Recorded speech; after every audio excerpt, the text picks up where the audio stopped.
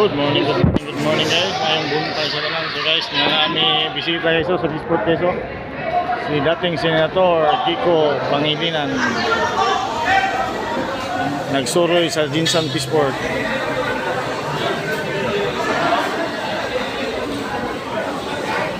Para siya guys. Ang asawa ni Miss Sharon Gunita nandito sa General Santos City Bisport. Dumayo.